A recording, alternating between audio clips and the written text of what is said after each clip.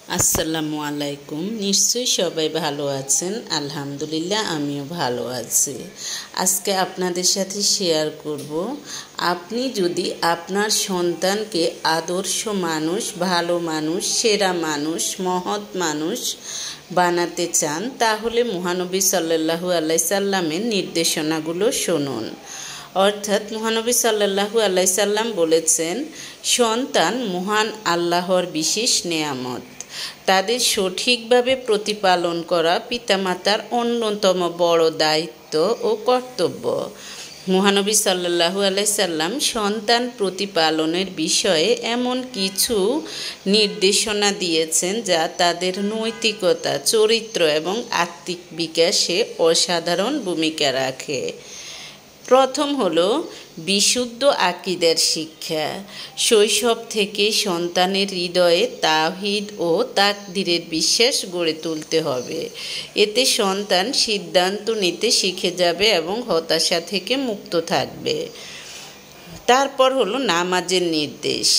7 বছর বয়স থেকে নামাজে অভ্যস্ত করতে হবে, আর 10 বছর বয়সে গুরুত্ব সহকারে শেখাতে হবে। নামাজ জীবনে শৃঙ্খলা ও প্রশান্তি আনে। এরপর হলো সমতা রক্ষা। সন্তানদের মাঝে ভালোবাসা ও আচরণে সমতা বজায় রাখতে হবে। পক্ষপাতিত্ব, হিংসা, বিদ্বেষ সৃষ্টি করবে, তাই পক্ষপাতিত্ব কখনো করবেন না।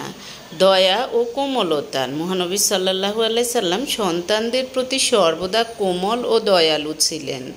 দয়া সন্তানদের সঙ্গে পিতামাতার সম্পর্ককে গভীর করে তোলে।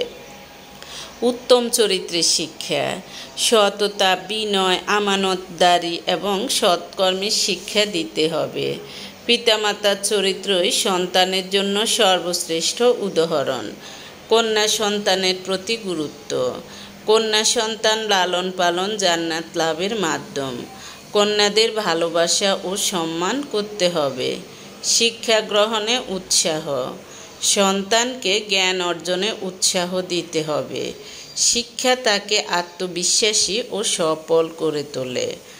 পাপ থেকে সতর্কতা। কোমলতা ও যুক্তির মাধ্যমে সন্তানকে পাপাচার থেকে বিরত রাখতে হবে। কোরআনের প্রতি ভালোবাসা। সন্তানের হৃদয়ে কোরআনের প্রতি ভালোবাসা সৃষ্টি করতে হবে। কোরআন শিক্ষা সন্তানকে সঠিক পথে পরিচালিত করে। এরপর হলো সর্বশেষটা হলো কল্যাণের জন্য দোয়া। সন্তানের জন্য সর্বদা কল্যাণ কামনা করে দোয়া করতে হবে। বদদোয়া করা থেকে বিরত থাকবেন। আপনি যদি আদর্শ মা হয়ে থাকেন বা বাবা হয়ে থাকেন, আপনি সবসময় আপনার সন্তানের ভালো কামনা করবেন এবং দোয়া করবেন আল্লাহর কাছে।